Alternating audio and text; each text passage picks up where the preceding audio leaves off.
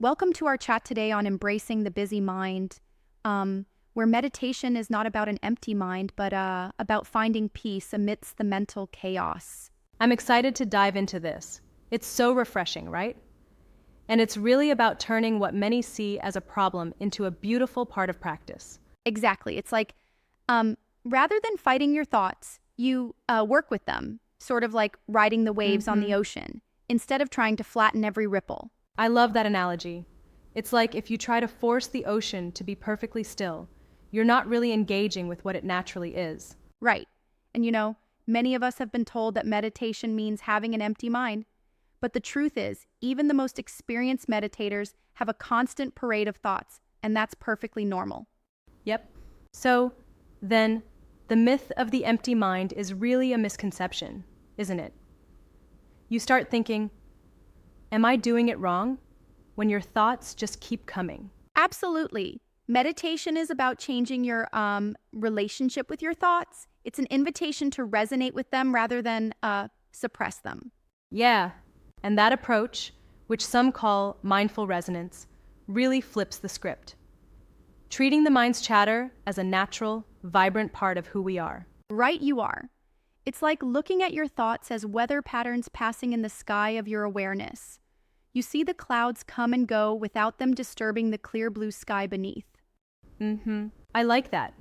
I mean, if you think about it, trying to control every thought is kind of like trying to stop the wind. Completely futile and honestly exhausting, right?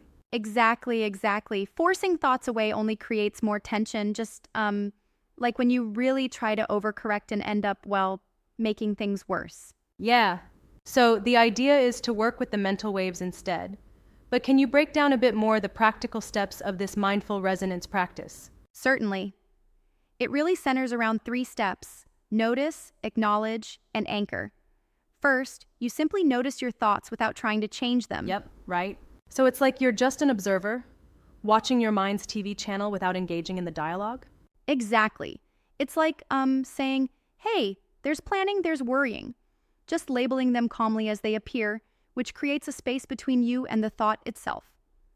I really appreciate that method because it seems to encourage self-compassion rather than harsh self-judgment whenever the mind wanders. Yes, definitely. And then you gently return your focus to an anchor, be it the breath, body sensations, or even environmental sounds. This way you're continuously connecting with the present moment. But isn't there a danger in labeling your mental state too rigidly? I mean, could that, sometimes make you overthink the process of meditation itself? That's an important point, and I agree that there's a fine balance. Too much analysis can turn meditation into another task. The trick is to label without judgment, just a quick mental note that keeps you grounded. Right. So it's about being curious and accepting rather than forcing a state of thoughtlessness. Exactly. It's a welcoming approach, turning resistance into acceptance. When you stop battling each thought, the mind naturally becomes more peaceful, almost like a quicksand, where relaxation lets you float instead of sink. That image of quicksand is really vivid. It really shows the paradox. Fight too hard, and you get more stuck. Let go, and you're free. Yes. And neuroscience backs this up. Our brains naturally produce tens of thousands of thoughts daily, like 60,000 to 80,000. Right? And that's perfectly okay.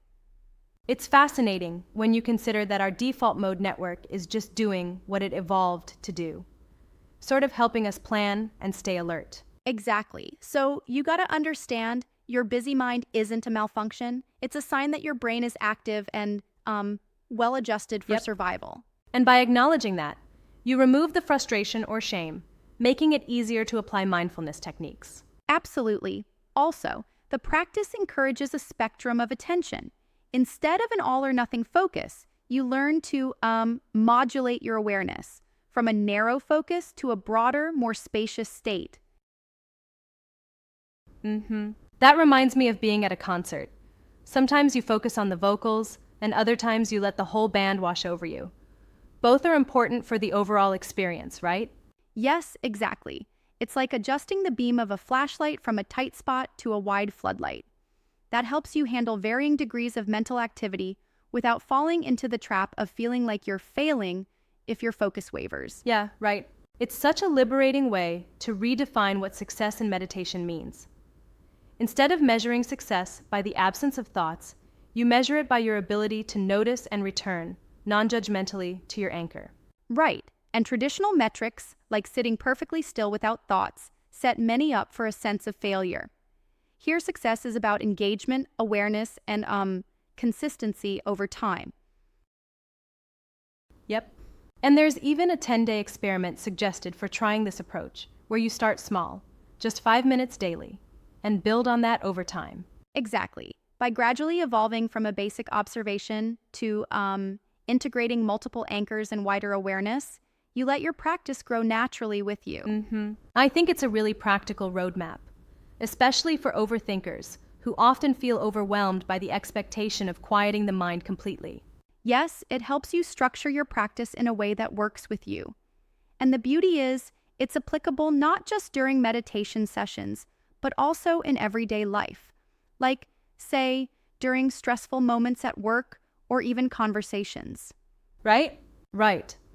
Like when you're in the middle of a heated meeting and you can pause, note your anxiety, and come back to the conversation with a clearer head. That's incredibly valuable. Exactly. It's about creating a thought-friendly lifestyle.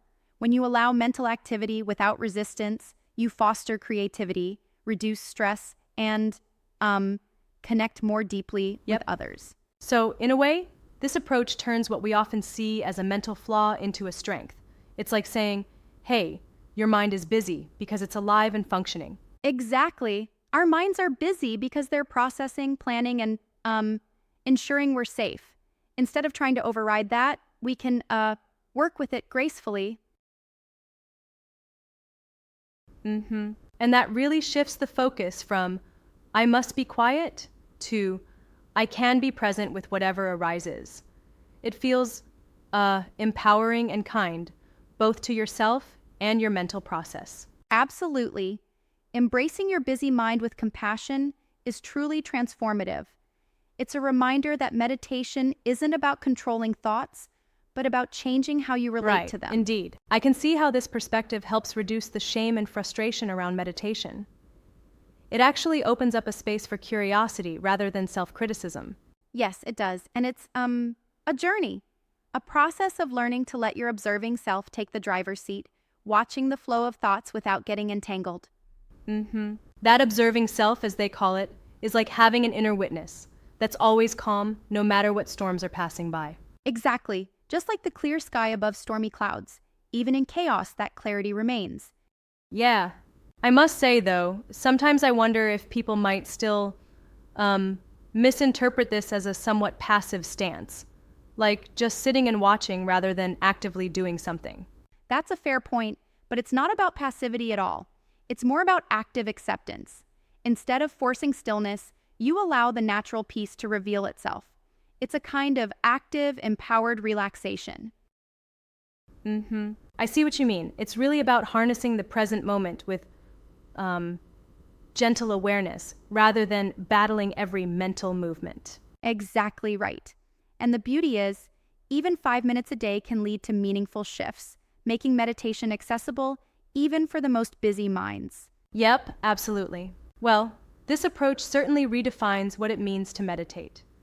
It's a refreshing, empowering way to embrace our full, busy minds. Indeed it is.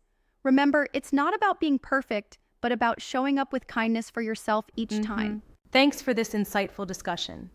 It's a real invitation to resonate deeply with our inner world. Thank you. I hope this inspires listeners to cultivate a gentle relationship with their busy minds, turning mental chaos into a source of inner peace.